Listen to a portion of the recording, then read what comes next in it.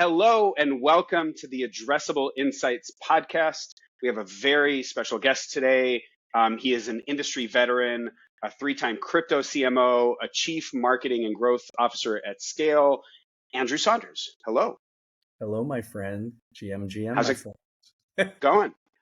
How's your It's day so going, far? it's going great. I'm up early. I'm up at like probably 5 a.m. every day, but I'm still waking up a little bit. So yeah. Yeah, right. So you're West Coast. I am in Israel, where I think we're Yeah, like 10 hours apart. But that's crypto for you. exactly. Right, right. So I'm so excited. Like we've been talking for a while now, and we've been planning doing this recording. I'm really excited to have you on. In the last episode, Asaf and I connected and talked a little bit about growth and data within Web3, and specifically consolidating Web2 to Web3 data.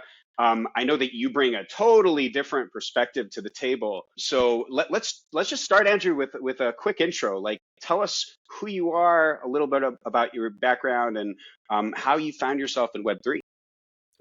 Yeah, absolutely. So in terms of background, career started at a company called Creative Artists Agency. For anyone that's not familiar, it was basically like the premier talent agency in Hollywood.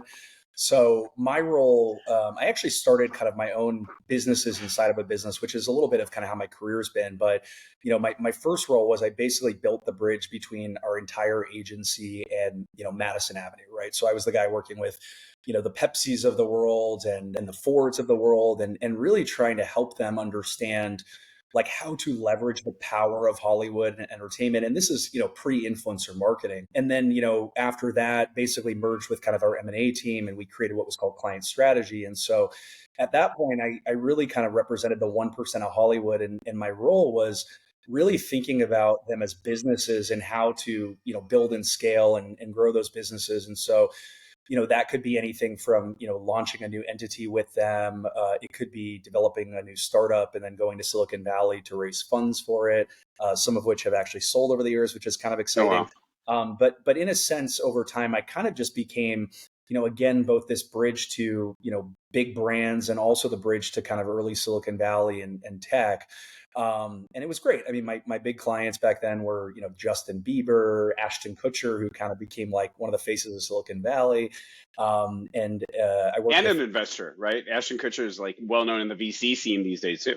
yeah, like Yeah. the background there is, I was working with him in Intel. We did some pretty big stuff, and he's a smart guy. Like, and long story short, he started to kind of work with some of the VCs in LA at that time. But he ended up getting on the cover, I remember, of like Fast Company. And there was a moment of pride because I was like, we did it. I'm like, we took him from being actor to like tech guy. Right. And I do think like that did open a lot of doors for him and a lot of opportunities. So, very proud of that success for him. And then after that, I think I had been there for a long time. Love that company, still do. But for me, as a marketer, I always wanted to either go client side, and control the brand and budget, or go media side and control the eyeballs. And so, for me, I decided to go media side because I like the variety of brands that I get to work with. And so Sure. I went to NBC Universal, which at the time was world's largest traditional media company, and then basically built their kind of in-house marketing agency. And this was the time when a lot of a lot of media companies were trying to do this. So we were, Viacom was, Vice was. And then at that point, I was architecting, $100 million marketing programs for the likes of Microsoft and Target and then Chrysler and big companies like that. And what was really cool about it was, not only did we build, $1 billion revenue stream that was more profitable than two of the networks, but the resources were amazing, right? So I could build programs that had, no less than 1,000 assets across 7 channels, influencer channels, in program integrations, all of that. And I won't dox them, but the thing that was really amazing was one of the brands, it was a big brand, basically said to me, like, your campaigns are outperforming our creative agency campaigns. Would you be our agency? And that wasn't our business model, but I think it was just exciting to kind of see that happening. And then from there, I went to a company called Tastemade, which it's really kind of a next gen media company built on the back of social. And the history there was when I was at CA, I was working with Google to launch kind of next gen media companies on YouTube. And it was pretty simple. It was like, if we can, increase the quality of content, maybe that commands higher CPM rates, et cetera. And so, most of those companies, just to name a few, you probably heard of like Awesomeness or, Tastemade. They all wanted me to come in and be kind of a co-founder. I wasn't really ready. And so, long story short, 3 years at NBCU under contract. NBCU ends up investing in Tastemade, and then the last day of my contract, I resigned, and then went to be the head of global head of marketing and brand strategy there. And then because of the, I guess, let's just call it like non-traditional background I've had, and understanding of tech at a much deeper level, I started building like very unique ad products for us, either directly through O&O, or a lot of the social platforms would give me early access to new products they were building, and then I would candidly use them for things they weren't intended for and turn them into Like ads. what? Yeah, So give us an example. yeah, I'll give you a good example. So I worked really closely with now Meta, so Facebook and Instagram, and they had created this product called Reels and gave me kind of early access to it. And then what I did was I basically said, wow, like we could turn this into kind of episodic programming. And so I'd create long form shows and then clip them up. And then if you open Reel, you in a sense could watch something the same way you would on television or YouTube. And then by doing that, I could put, mid rolls in the content. I could put pre rolls if I wanted to. I could do, branded content. I could do integrations into content.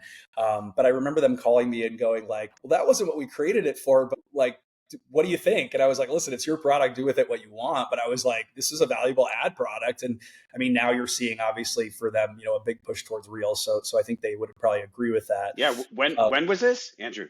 Oh my God, this was so long ago. This was like, let's see, 1, 2, 4, 5, 6, maybe like 9 years ago, 8, 9 years ago. I mean, if you can go back and look at like when Reels launched, it was probably, 6 months before that. Ahead of your time, Andrew. Yeah. Ahead of your time. And then from there, what happened was, I started obviously working directly with like a lot of the CMOs of the businesses that we were marketing with. A lot of them are still very good friends, and I think look to me for kind of just understanding the tech landscape, what's valuable, what's not valuable, how they should approach buys, things like that. And so I was doing kind of these unique ad products for Amazon. And then I want to say maybe 2 or 3 weeks later, they invested in us. And then I get a phone call and it's like, we don't typically do this, but how would you feel if we pulled you out of the investment company and brought you into headquarters? Wow. And in full transparency, I didn't want to go. Well, for someone like you, that doesn't strike me as weird. Like I can totally understand the pros and cons of doing that, but you did it, right? So how did it go? So basically what happened was, the CMO, I knew who she was. We have a lot of mutual friends, and she just called me and she's like, what? Like, no one makes it. The joke is it's like an 8-hour interview and you have to do something like, I don't know, 32 star analyses backed by hard data, all that. I didn't prep. I just did it on the fly, which I guess is pretty uncommon. But, she called me and she's like, what are you doing? She's like, do you know how few people make it through quote unquote the loop? She's like, no one turns this down. And then she was like, tell me all the reasons you don't want to come here. I told her. And then a day later, she's like, okay, I fixed all the reasons. Like, when do you want to start? And I was like, all right, I got to go now. Like, that's the best kind of job. Yeah, the best kind of job is the one that adapts to you because they want you so much. Exactly. I mean, and for me, I just kind of called out, hey, here's all the things that I think right now are not going to enable for the success of what you want to do, and all that. And she's awesome. I mean, she's honestly one of the best marketers I've ever worked with. And then my role at Amazon, I'll give you a little bit of alpha, but like on the surface, I was global head of entertainment and culture, which basically was, bringing kind of the Amazon brand and products and services kind of into culture. Because if you think about marketing, I mean, most of marketing, what you're doing is you're surrounding culture, right? And so, but under the hood, what I was really doing in a sense was, they understood that there's obviously, a need to really target and resonate Gen Z, Gen Alpha, younger millennials. And most big brands, they approach this stuff in a pretty unsophisticated manner, but everything from podcasts to marketing on the Netflixes of the world. And fun fact, I was the first person ever to put brands on Netflix, to sports sponsorships.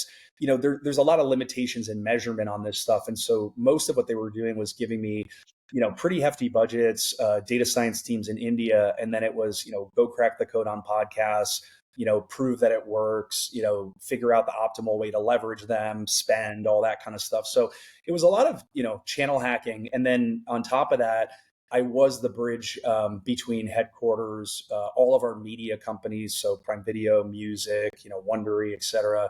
And then I was doing a lot of work with also kind of the third parties, integrating in with Alexa and things like that. And so it was a very unique role where I got to work across, every business, product, service, sector, and country. And for anyone that's worked in big tech, it tends to be very siloed. You're like on one product in one country. And so Right. So I was also kind of the bridge to Hollywood, to Bollywood, to the European entertainment community, and I was pretty much working across every channel that culture touches. So yeah, and then again, part of the reason I went to Amazon was I definitely came from more of a brand marketing, experimental marketing background.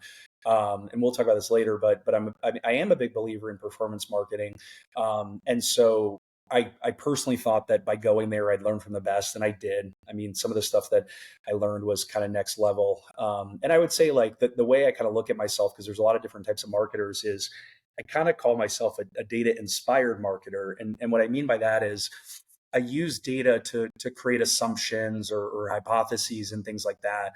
But I'm not data driven. I'm not making every decision based on data. I'm leveraging it to make more sophisticated decisions. Yeah. And then in terms of, the crypto origin story, pretty simple, COVID hits, having my first child, living in LA where lockdown was very aggressive. And yeah. And so, every day I just, I'd go for these, 2-hour mental health walks, and I'd listen to crypto podcasts, and it was pretty simple. I mean, I think for me, like I kind of actually came in more through Ethereum than Bitcoin, even though I do love Bitcoin. And then I'm just a very like intellectually curious person. So once I understood Ethereum, I wanted to understand layer 2. I wanted to understand alt ones. I wanted to understand nodes. I wanted to understand oracles, and so just consumed a pretty insane amount of content. And then for me, kind of decided I wanted to finally move out of Amazon after about 3 years. Spoke to all of my friends at the big traditional VC firms. Where are you investing today? Where are you investing tomorrow? 2 of them I think lend themselves well to marketers. One was Web3, and again, for someone who worked across every industry and sector you can think of, I worked with over 250 major brands. I just looked at it and I said, wow, like this can evolve the gaming sector. This can evolve AI. This can evolve B2B. This can evolve media and entertainment. And so I just said, man, talk about first mover advantage in an industry that has just an insane amount of growth potential. And so, Right.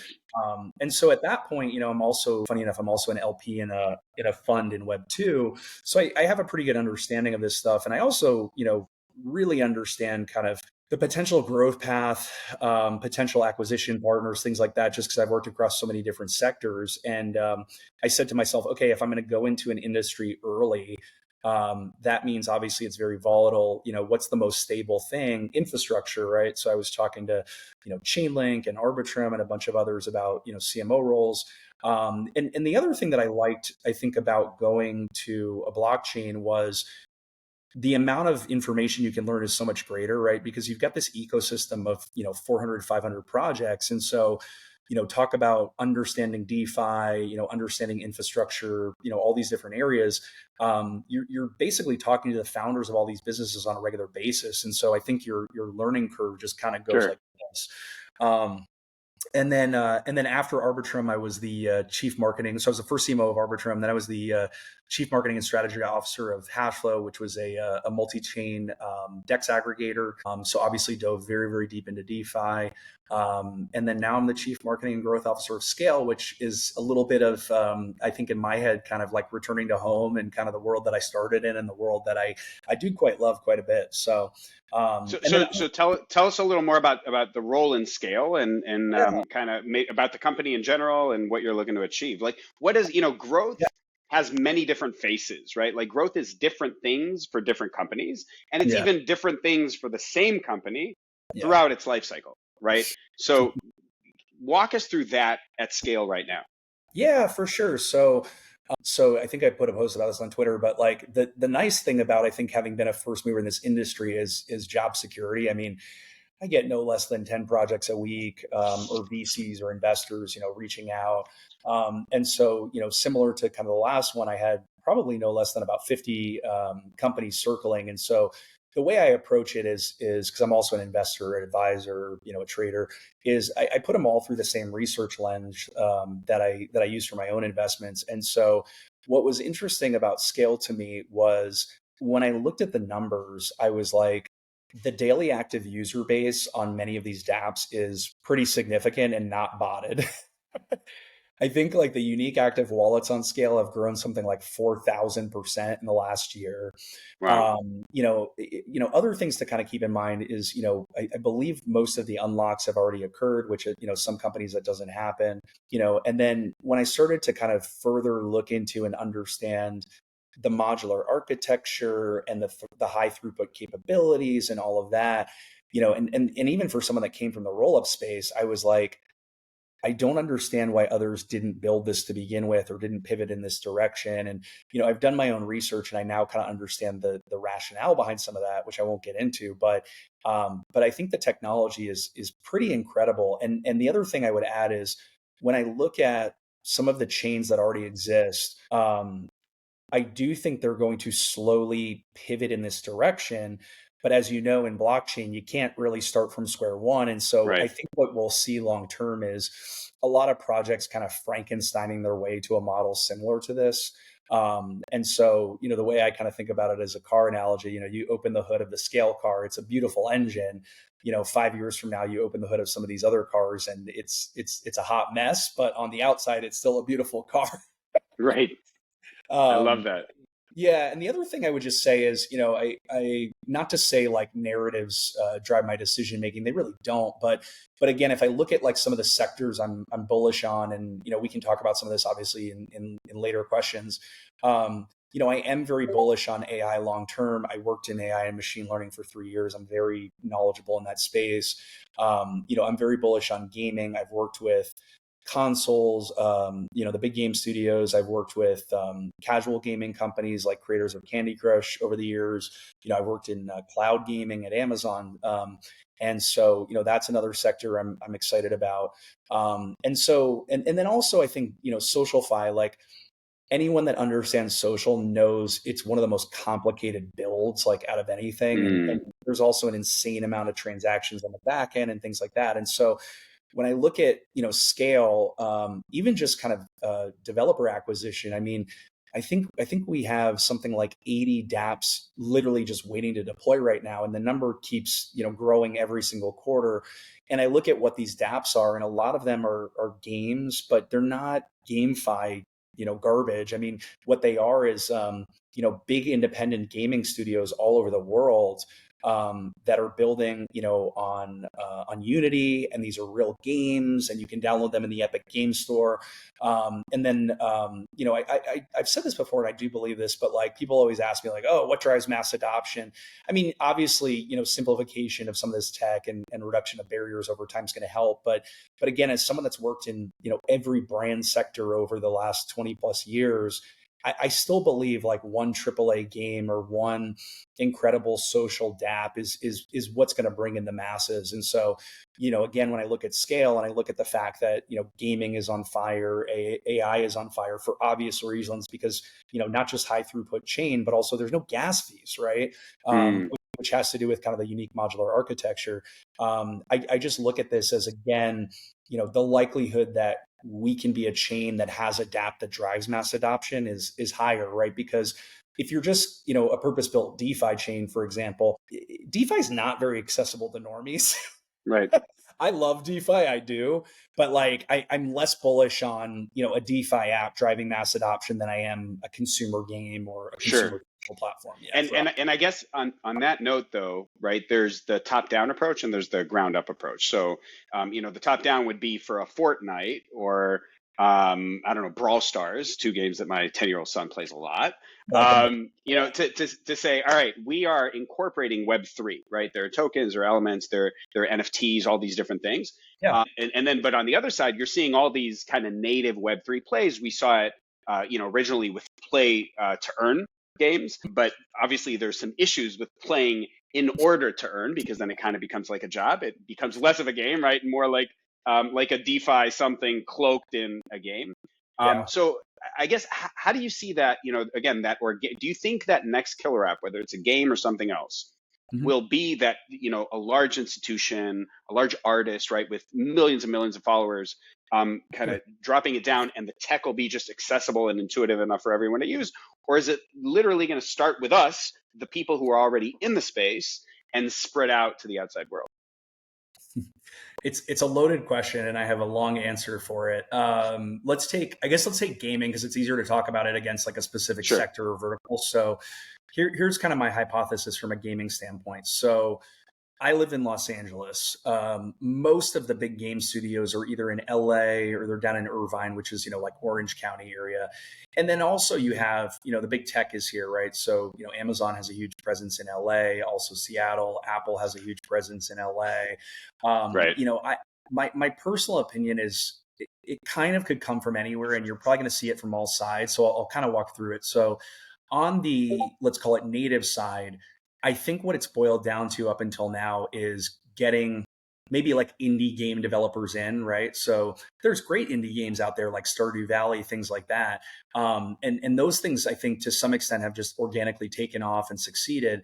But I think again, we needed to get folks that have been developing games for years to just start developing games here. And I'm definitely seeing that. I mean, I can't really talk about most of it, but I get a lot of access, because I'm an advisor to games in development, early kind of trial plays, things like that. And I'm definitely starting to see things that are actually really fun. And I think obviously, being built on traditional game engines and things like that obviously helps. But I do think that some of those games again could become a breakout hit.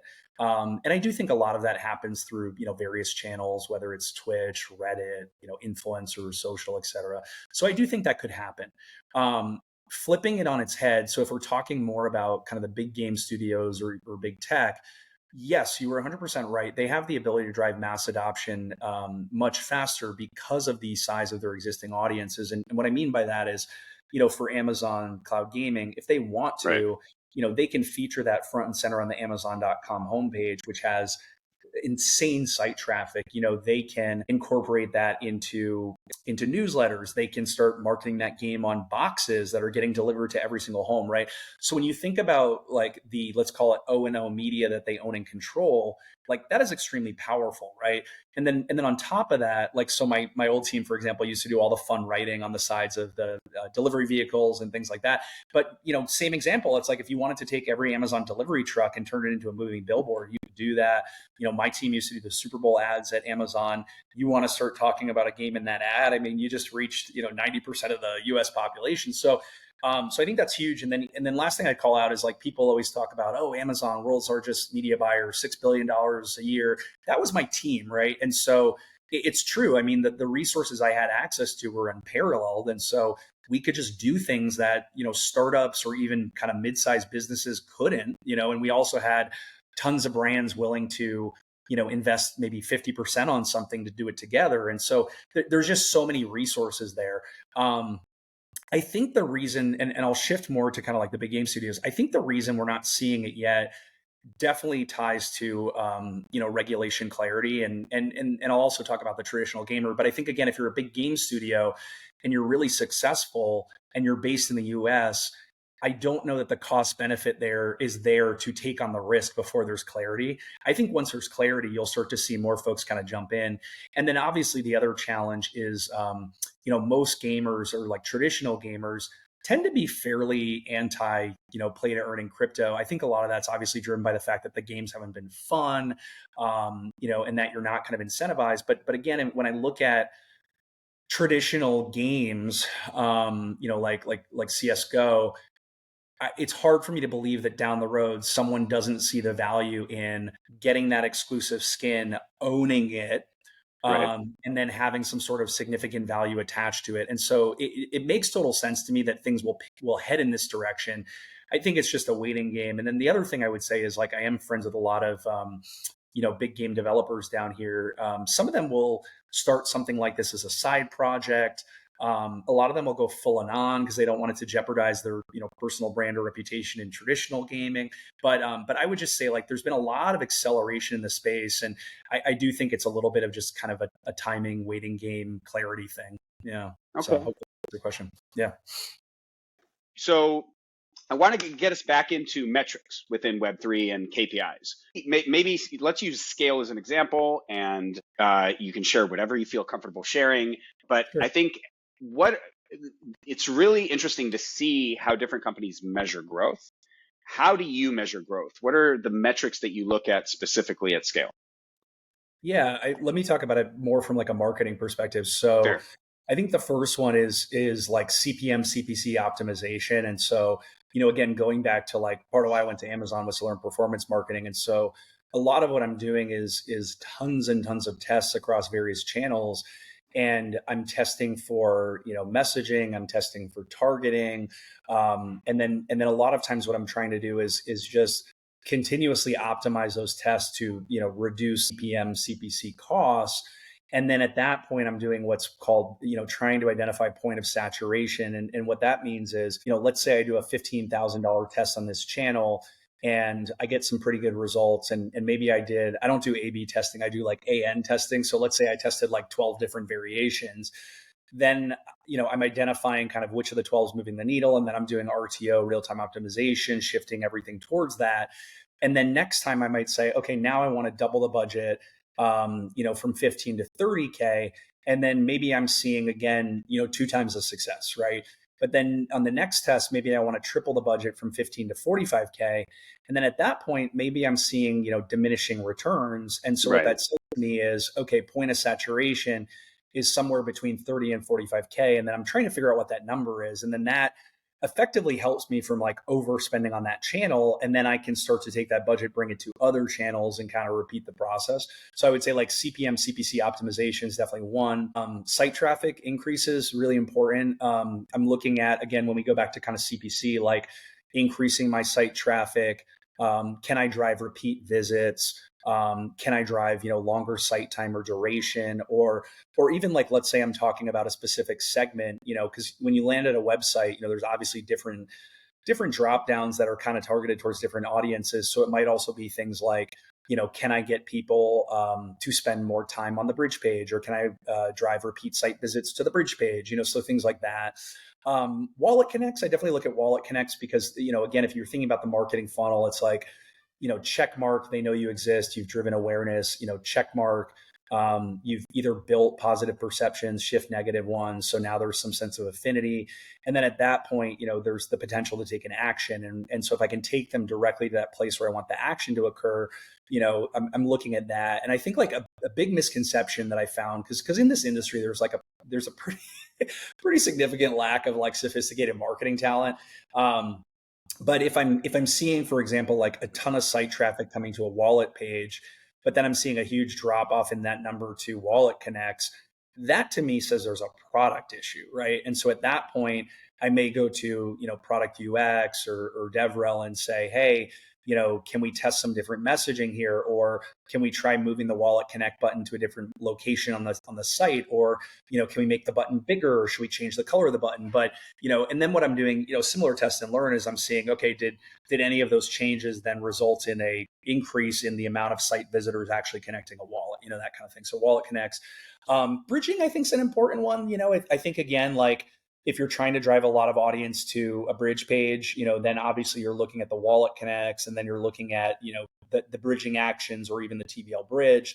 But again, same thing. It's like if someone wallet connected but didn't bridge, why? Like, luckily for us, we have no gas fees, so gas isn't the reason. But like at other projects I've worked, for or with, that's very real. It's like, folks are connecting their wallet, they're seeing how high the gas fee is, and then that's a barrier, and then they're not taking that action on chain, right?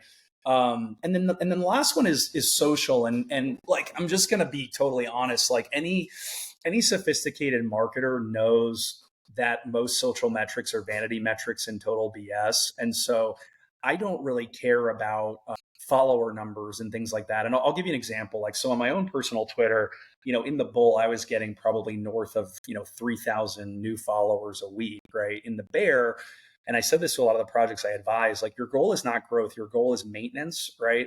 And so in the bear, I was maybe getting, 100 a week. But these were net new followers, right? And so as bot sweeps occurred on Twitter, X, et cetera, my numbers maintained. So through the entire bear, my follower count has been pretty, steady. But then I talked to a lot of other people and they're like, oh man, my follower count went down by 20%, 30%, 40%. And that ties back to this whole notion of in a bear, I think flat is the new up, right? And you're looking at those net new followers against, bots that you're losing, which by the way are like not actual potential customers. Oh, you think? Yeah, exactly. And so that's why, like, for me, it's really more about like social engagement and social engagement growth than it is vanity metrics like follower count. And obviously, like, people know this, but it's like you can buy followers, you can buy engagement, all that stuff. And sure, maybe that like creates awareness or helps you on the timeline, but it's not a sustainable strategy, Right. Yeah. So I guess on that note, though, one thing that kind of comes up is, I mean, you mentioned vanity metrics, which are essentially metrics that mislead you, right, in one way or another. Are I want to just like, CPMs? by the way, I want to give you the Yeah. vanity metrics story because so when YouTube first started becoming a thing with marketers, there was a lot of content that I did that became very viral. And Okay. I would get calls from, brands because I'm working with CMOs and they're like, I want a viral video. And it was funny because, if that was kind of the CEO marching Make order, it spread. the Yeah. CMOs, all they would do is like they would just factor in a decent enough buy to buy views against the content, and then they go back to the CEO and go, look, I Okay. got you 1 million views. But That's but black hat. yeah, it's like black hat. Black But hat like stuff. my strategy was very different. Like I'm a pretty big nerd, and so what I realized was, and I think they've changed it, so don't try to do this, but like what I realized was if your video got a certain amount of views within like I think it was a 24-hour window, it would automatically then get added to like what was called the feature rotator, like front and center. And so what I was doing was I was juicing my videos to get them on the feature rotator.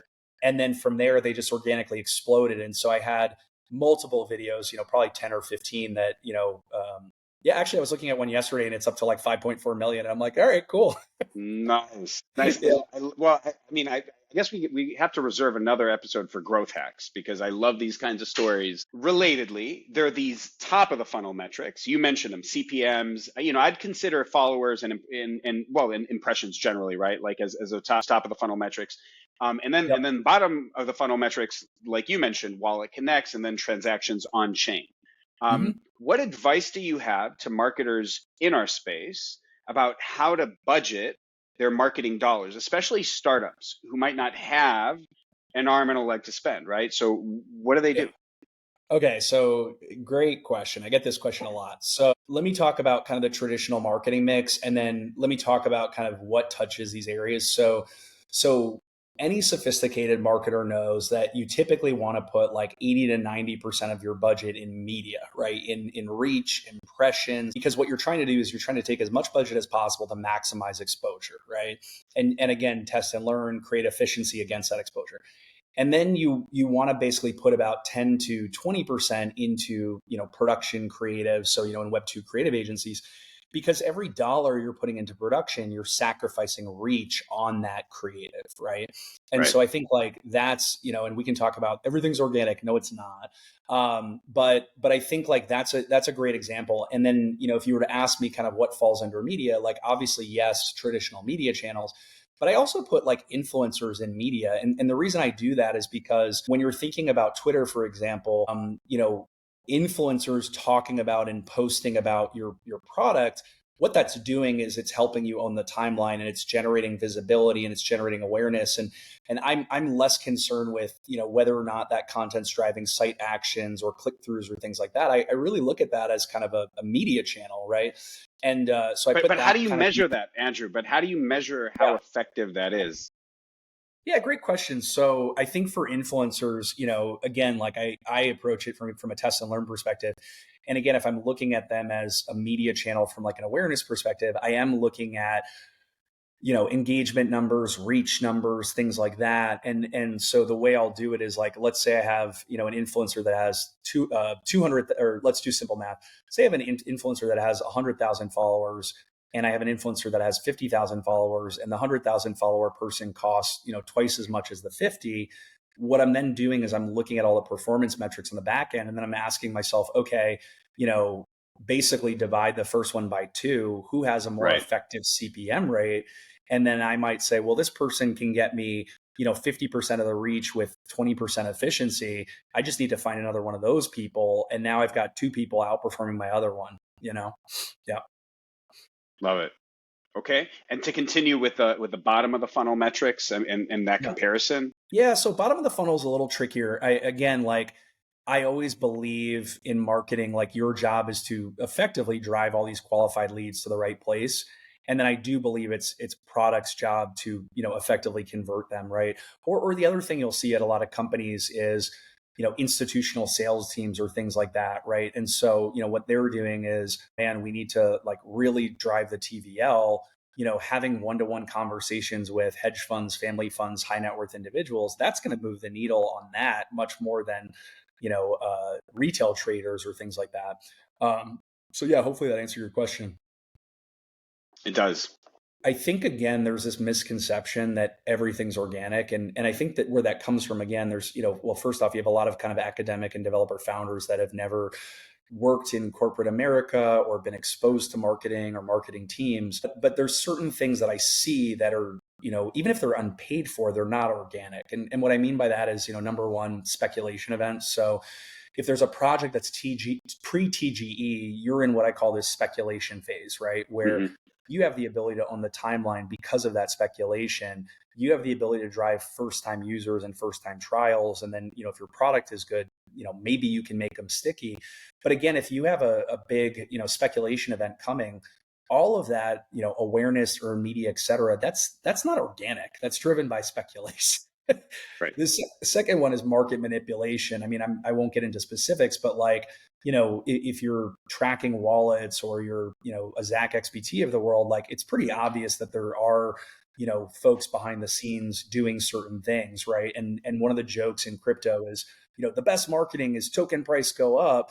And I think where I have issue with that is I've clearly noticed there's really not a clear correlation between token price and projects for the most part. And so if you have, again, someone in the back end, manipulating that price, obviously that's driving speculation and awareness. That's not organic, right? Not organic. Influencers, I think like the challenge with influencers is, they are all over the world.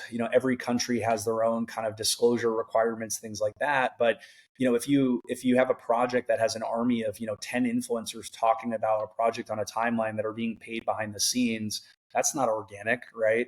And then incentive programs, I'm just going to be honest, like they're not very sticky. They're great at like manipulating vanity metrics if that's what you care about.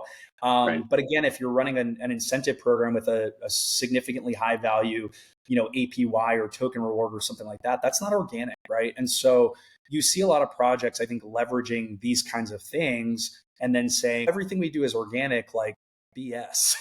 Right.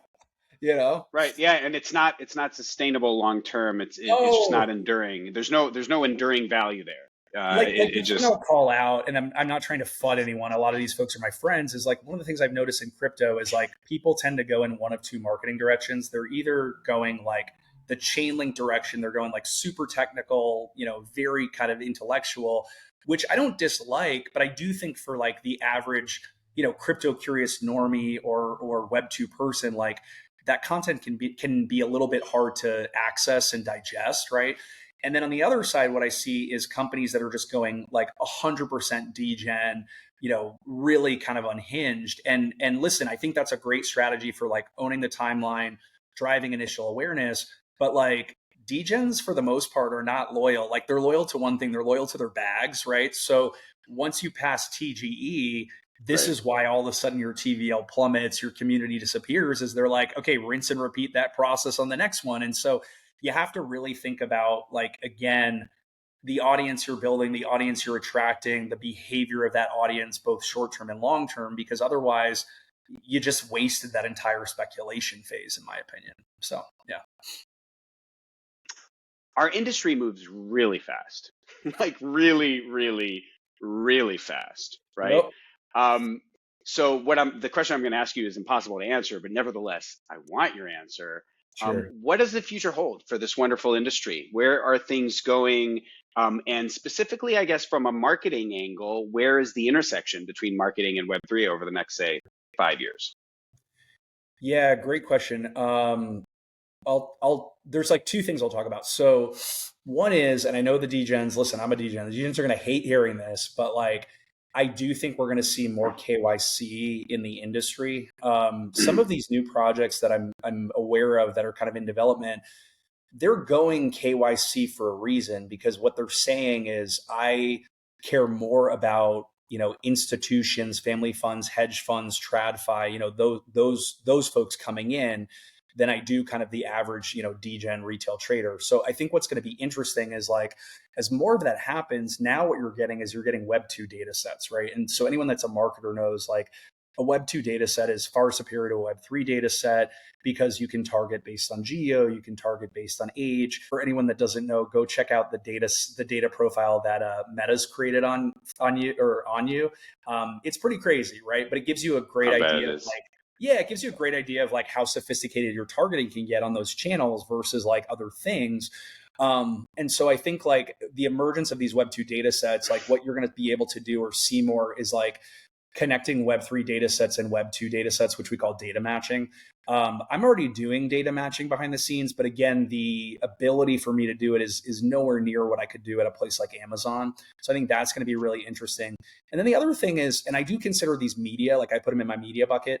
Um, I like projects that I'm seeing that are building kind of emerging media solutions for Web3. Like I put addressable obviously in that bucket, but like, look at like Layer 3, for example, or some of these Mm, questing platforms. Like to me, that's a media channel and it's a media channel that's more, Web3 native and integrated into Web3. I think, again, like I've seen some kind of live streaming platforms and networks, being built on the top of other things. But I think again, right now, most of what we're looking at is, crypto native podcasts, which the CPM rates are egregious on, or we're looking at, direct buys, which again, anyone that knows media knows programmatic's, 10 times more efficient. So my hope is that I guess we just see an evolution in like Web3 ad tech. And I think it's going to come. And all that's going to do is just give you new ways to reach new audiences, leverage blockchain data, things like that. So those are kind of the big two for me.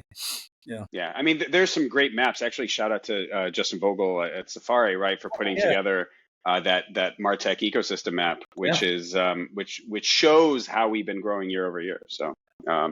Roar. All right. Scale. Tell Yeah. me, okay, so what is the broader vision for Scale, and how do you see it evolving in the Web3 space? Yeah, I mean, listen, I'm still, oh man, 3 weeks in, so I'm still doing brand Mm, strategy and planning and all that stuff. But I think like at a high level, and I'll go back to maybe some of the reasons I came here. It's pretty simple. Like I really do think based on Scale's kind of unique architecture. I mean, the security is incredible, the speed is incredible, there's no gas fees, it lends itself incredibly well to high throughput performance dapps. So I think for me, like it's kind of the obvious home for high throughput dapps, right? So whether that's gaming, AI, social fi, other things that are going to need that, it just makes sense, right? Like when you walk through kind of the model, with the CTO or developers, it's very rare that I hear from anyone that they don't understand it or they don't think it makes sense. I mean, usually they're like, oh, this is the first time I've heard of, the project. Like, this is incredible. Why aren't other people doing this? So I right. think, again, becoming kind of the home for those types of dApps is definitely kind of a goal for me. So making sure people that are building those dApps know this is a good home for them. Um, and then again, going back to that, like, listen, I didn't come to crypto for my bags. I came because I really do want to empower like the 99% and give folks more opportunity and inclusion. And so, same thing. I just look at it as, if one of these games or one of these social fi dApps, breaks through to the mainstream, that's going to onboard the masses. And then what's the benefit of that for Scale? Well, now, hey, this one game just brought in 5 million new users and we have another 10 incredible AAA games. And now what's going to happen? Those 5 million are going to discover those games and start using them. And then the next thing you now have 6 teams that are really succeeding and growing from there. So I would say, those are kind of the two big ones. Yeah. Yeah, it's an exciting time for our space for sure. Yeah, to see agreed. these things happen. Yeah. All right. Rapid fire round. What advice would you give CMOs looking to succeed in Web3? Sure, great question. Okay, number one, become a community member. Like, if you don't Mm, understand your audience, how do you expect to message them and market to them effectively? So get off your high horse.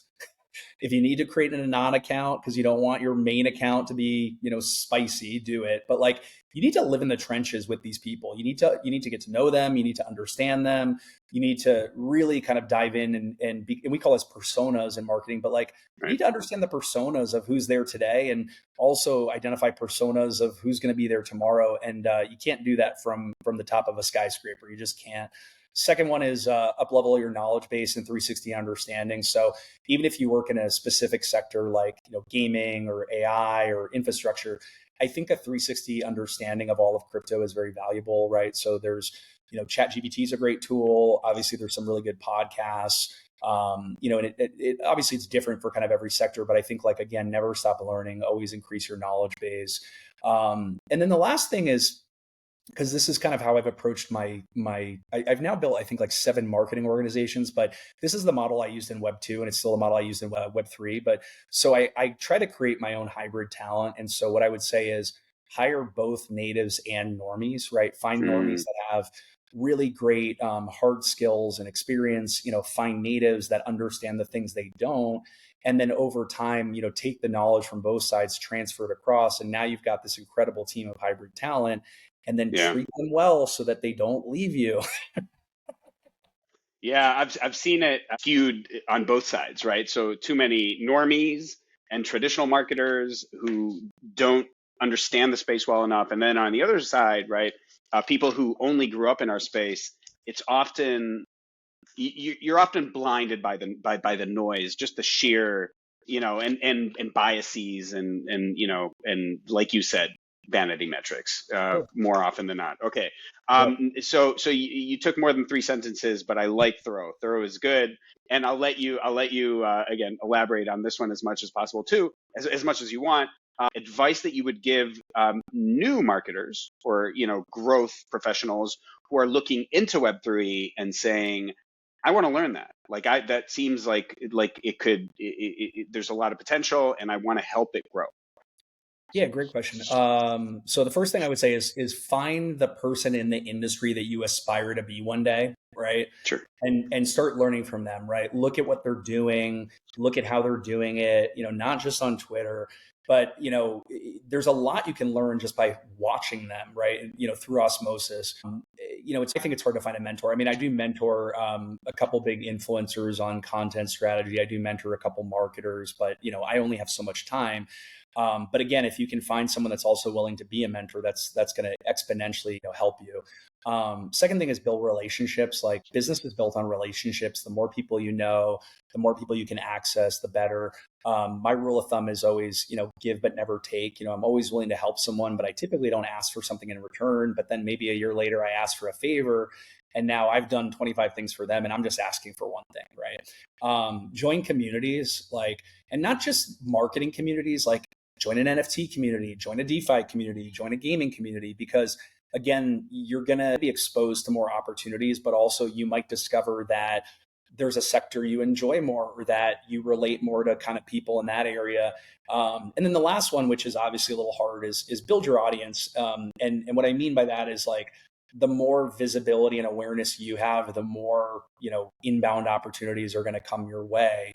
And don't do the gross engagement farming stuff. Like again, pick someone maybe who's doing the type of content or the type of things that you're interested in, and learn from them, replicate models, test those models. But I think it's very valuable to have your own audience. Yeah. Okay. Well, now everyone listening to this wants you to be their mentor, No. which is a great segue to the next question. Where can people find you, man? Yeah. Putting you on So the spot. Don't yes. reach out to Andrew. I'm just No, yeah, don't reach out to me. So Scale, fully Scale Network booked. on Twitter. Obviously, Okay. I'm Andrew Saunders on Twitter at Andrew Saunders. Don't forget to mint my NFT. Which Oh, you got. Okay. if you mint my NFT, that's all I'm going to say. And yeah, that's it. All right. Fantastic. Andrew, so many insights. I feel like there's so much we could still talk about, so we'll have to punt on that to another episode. But in the meantime, thank you so much for your time. You know, again, this has been wonderful and enlightening and very, very educating. So I appreciate it. And we'll Thank you catch for you having later. me. Yeah. Thank you, Andrew.